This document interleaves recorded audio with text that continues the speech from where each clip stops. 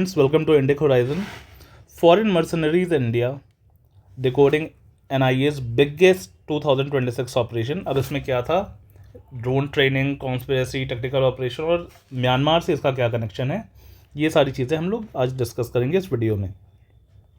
देखिए, basic news ये है कि 7 फॉरेनर्स को अरेस्ट किया गया है 3 सिटीज़ में। ये फॉरेनर्स यूएस और यूक्रेन के सिटीज़न थे, ठीक है। जो अमेरिकन सिटीज़न था उसका नाम है मैथ्यू वैन डाइक। इसके ऊपर एक अलग वीडियो रहेगी बिकॉज ये आदमी ही ऐसा है कि ये एक वीडियो खुद की डिज़र्व करता है। तो देखिए, रूट्स तो बहुत इंपॉर्टेंट नहीं है। बेसिकली क्या है कि जो मिज़ोरम है हमारा, मिज़ोरम में फ्री एरिया परमिट है। फ्री एरिया परमिट में क्या होता है कि जो मिज़ोरम और म्यांमार का बॉर्डर है, यहाँ देखिए, ये मिज़ोरम और म्यांमार का जो बॉर्डर है, यहाँ से 16 किलोमीटर, इस 16 किलोमीटर तक बिना बॉर्डर के, बिना किसी वीज़ा के लोग आ जा सकते हैं। उनको एक परमिट लेना पड़ता है जिसकी वैलिडिटी 1 साल रहती है। तो जो भी ट्राइबल्स हैं, यहाँ के जो भी एथनिक ग्रुप्स हैं, वो मिज़ोरम से म्यांमार जा सकते हैं और म्यांमार से वापस मिज़ोरम आ सकते हैं और वो 2 हफ्ते रह सकते हैं एक दूसरे कंट्री में। लेकिन लिमिट ये है कि वो इस 16 किलोमीटर के एरिया को पार नहीं कर सकते हैं, ठीक है। अब चक्कर क्या है? चक्कर ये है कि ये जो सिटीजन थे यूएस और यूक्रेन के, इन्होंने क्या किया, ये गए मिज़ोरम, वहाँ पे ये ड्रोन्स लेके गए जो कि यूरोप से इंपोर्ट किए थे, और फिर उन ड्रोन्स को लेके ये चले गए म्यांमार। वहाँ पे इन्होंने कुछ जो टेररिस्ट ग्रुप्स हैं, काम करते हैं म्यांमार में, उनको इन लोगों ने ट्रेनिंग प्रोवाइड की और टेक्निकल सपोर्ट प्रोवाइड किया इस तरह का कि कैसे ड्रोन्स को ऑपरेट किया जाता है, किस तरह से इन ड्रोन्स को उड़ाया जाता है, अटैक कैसे किया जाता है, एक्सेट्रा एक्सेट्रा।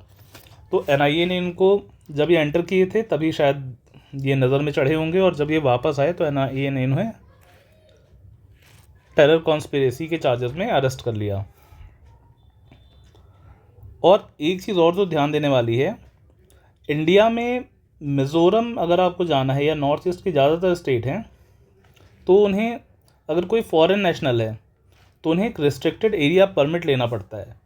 बिना इस रिस्ट्रिक्टेड एरिया परमिट के आप उन क्षेत्रों में नहीं जा सकते हैं जहाँ पे फॉरेनर्स का आना रिस्ट्रिक्टेड है। तो पहला वॉयलेशन तो इसका ही हो गया, रिस्ट्रिक्टेड एरिया परमिट लिए बिना वो म्यांमार चले गए मिज़ोरम के रास्ते।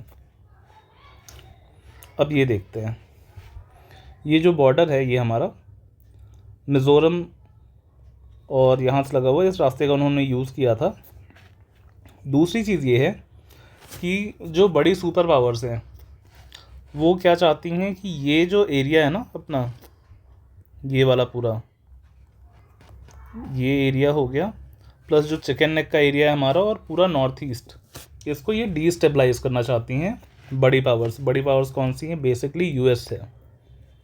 वो चाहता है रेजिम चेंज ऑपरेशंस इंडिया में, और एट द सेम टाइम यहाँ पे अपने वर्चस्व को बढ़ा के इस शान रीजन में, ये शान रीजन है पूरा जो आप रेड में देख सकते हैं ना,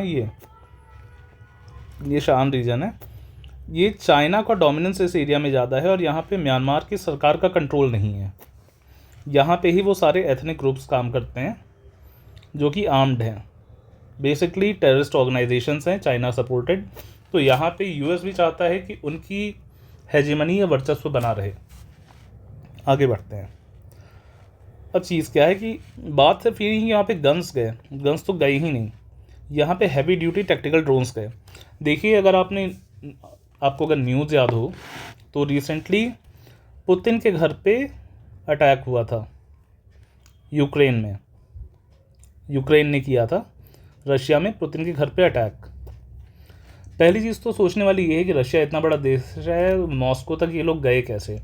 देखिए, ऐसे ही छोटे छोटे ड्रोन्स होते हैं, उनको किसी आप एक लोकेलिटी में लाके अगर आप फ्लाई करते हैं और अगर वो आर्म्स और एम्यूनेशन लेके जा रहे हैं तो वो किसी भी टारगेट को हिट कर सकते हैं, क्योंकि ड्रोन की भी एक रेंज होती है ना कि वो कितने किलोमीटर उड़ेगा। तो ड्रोन्स कितना भी नहीं उड़ सकते हैं, उसको एक पास की जगह ले जाना पड़ेगा सपोज करो आप उसको यहाँ पॉइंट करना है दिल्ली में, तो आप इसको बंगाल में बैठ के नहीं कर सकते, आपको उसको ले आना पड़ेगा एनसीआर के रीजन में, तभी ये ड्रोन्स यहाँ तक जा पाएंगे।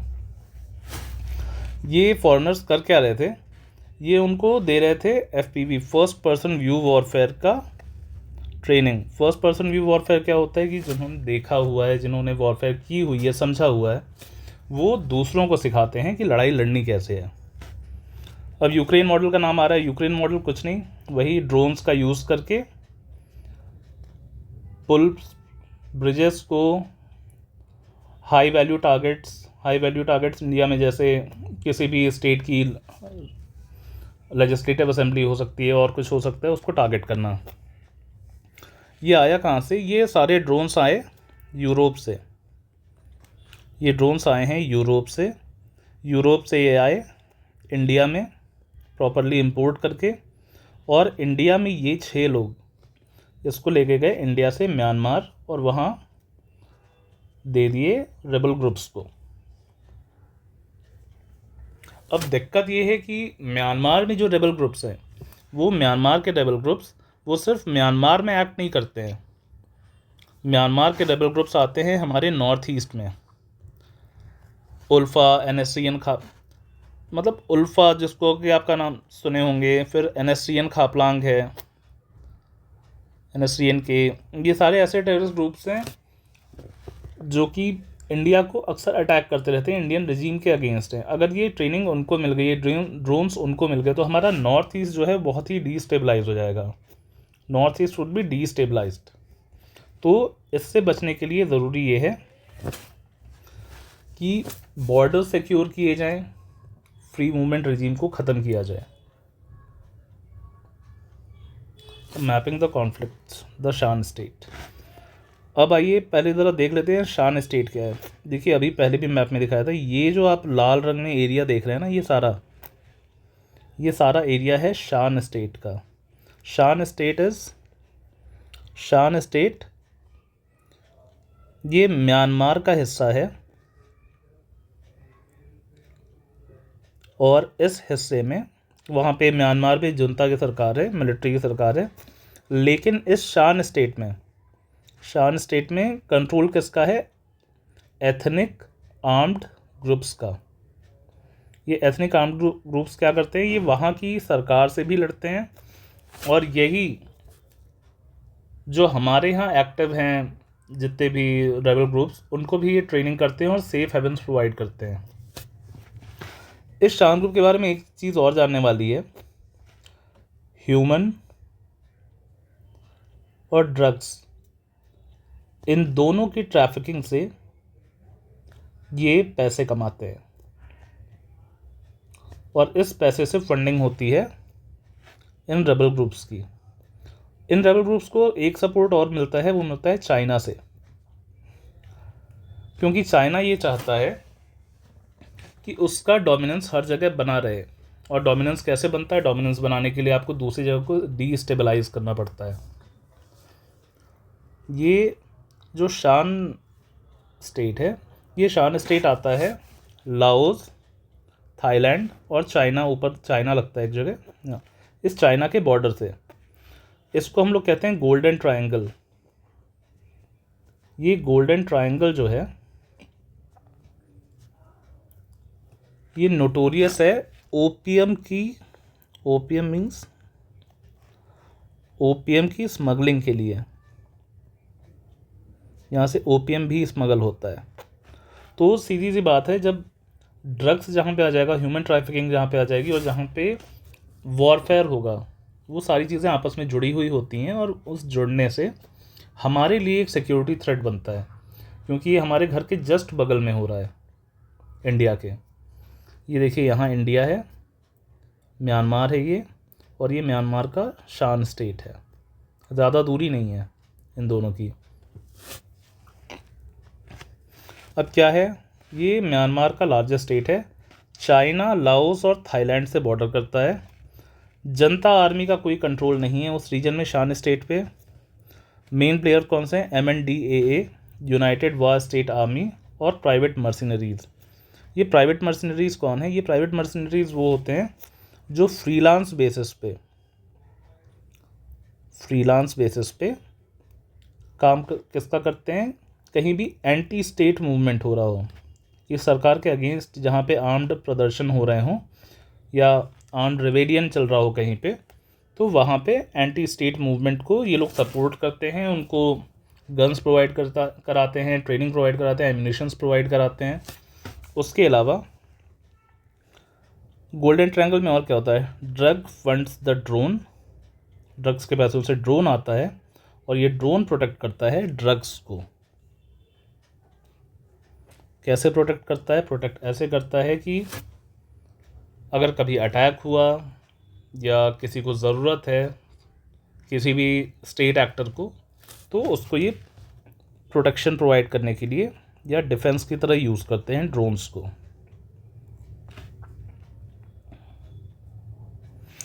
अब एनालिसिस इसका क्या है, देखिए हम लोगों का 1643 किलोमीटर का बॉर्डर है मिज़ोरम म्यांमार के साथ, जिसमें मोस्टली जंगल्स हैं और हिल्स हैं। अब मर्सनरी मार्केट क्या है, मर्सनरी मार्केट जैसा अभी बताया, ये फ्रीलांस फाइटर होते हैं कि दुनिया में जहाँ पे भी लड़ाई चल रही है या सरकार के विरोध में प्रदर्शन हो रहा है रेजीम को चेंज करने के लिए, ये वर्ड ध्यान रखिए, रेजीम चेंज, कि सरकार या सरकार को चुनने का या चलने का तरीका उसको चेंज करना, ये होता है रेजीम चेंज। अभी जो बांग्लादेश में हुआ कुछ टाइम पहले शेख हसीना के साथ, वो यूएस का किया हुआ एक रेजीम चेंज ऑपरेशन था, ठीक है। अब क्या एक सवाल ये आ रहा है कि क्या फ्रीलांस फाइटर्स जो हैं जो दूसरी जगहों पे काम कर रहे हैं, यही फ्रीलांस फाइटर इसी में से एक वो अमेरिकन सिटीज़न है जो कहीं पे भी, चाहे वो अरब हो,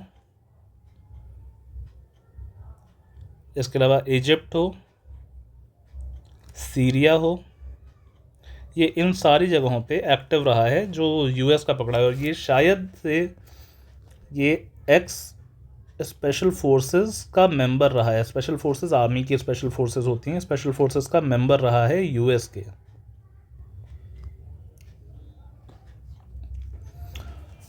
अब चक्कर क्या है, जब हमने यूएस के सिटीज़न को अरेस्ट किया और यूक्रेनियन सिटीज़न को अरेस्ट किया, तो प्रोटेस्ट नोट यूक्रेन के एम्बेसी ने और यूक्रेन के सरकार ने इंडिया को दिया कि वी आर प्रोटेस्टिंग, कि उन्हें इलीगल तरीके से आपने डिटेन किया है, अरेस्ट किया है। अब ये इंडिया की जो इंटरनल सिक्योरिटी है उसके लिए कितना बड़ा थ्रेट है ये। कोई भी डिसीजन देखो किसी भी देश में होता है तो उसके लिए सबसे ज़रूरी होती है सोवरेनिटी। सोवरेनिटी का मतलब कि हम अपने डिसीजंस खुद लेंगे, हमें किसी की दखलंदाजी की ज़रूरत नहीं है।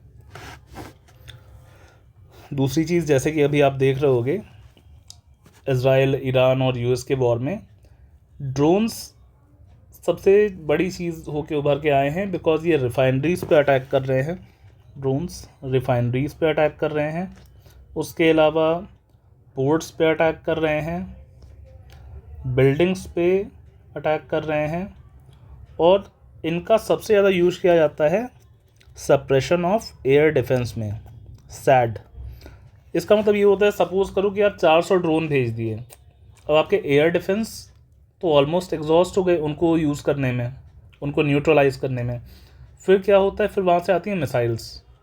तो हमारा जो चिकन नेक का कॉरिडोर है वो भी इस म्यांमार और उस बॉर्डर से बहुत ज़्यादा दूर नहीं है। नॉर्थ ईस्ट अगर आपका डीस्टेबलाइज हो जाएगा तो हमको ऑब्वियस सी बात है कि हमको और फोर्सेस का मोबिलाइजेशन करना पड़ेगा, जिससे कि हमारे वेस्टर्न फ्रंट का बॉर्डर कमज़ोर हो जाएगा। नेक्स्ट वीडियो में मिलते हैं, नेक्स्ट वीडियो इसी फ्रीलांसर के बारे में। ये जो अमेरिकन सिटीज़न है, अमेरिकन सिटीज़न फ्रीलांसर, इसके बारे में कि how he operates, how way he operated earlier, जिससे आपको पता चले कि चल क्या रहा है। ये एक वन ऑफ इंसिडेंट नहीं है जो अभी हुआ है इंडिया में। इंडिया में ऐसे फ्रीलांसर्स और मर्सनरीज़ का आना is a threat to our internal security, threat to internal security. अब पूरे वर्ल्ड में हर जगह अगर आप देख रहे होंगे तो अस्थिरता बनी हुई है, और ऐसे टाइम में अगर हमारे जस्ट बगल में म्यांमार में इस तरह की अस्थिरता हो तो इससे आप ये नहीं कह सकते हैं कि वो सिर्फ म्यांमार की अस्थिरता रहेगी, वो हमारे भी नॉर्थ ईस्ट को अस्थिर करेगा। और सपोज़ करिए कोलकाता के रास्ते होते हुए अगर ये एयरपोर्ट तक आ सकते हैं दिल्ली के, तो कौन सी बड़ी बात है कि ये नोएडा रुक के ड्रोन्स को दिल्ली के ऊपर अटैक करने के लिए यूज़ नहीं कर सकते हैं। सोचिएगा इस बारे में। वीडियो अगर ठीक लगी हो लाइक सब्सक्राइब कर दीजिएगा, शेयर कर दीजिएगा। मिलते हैं नेक्स्ट वीडियो में।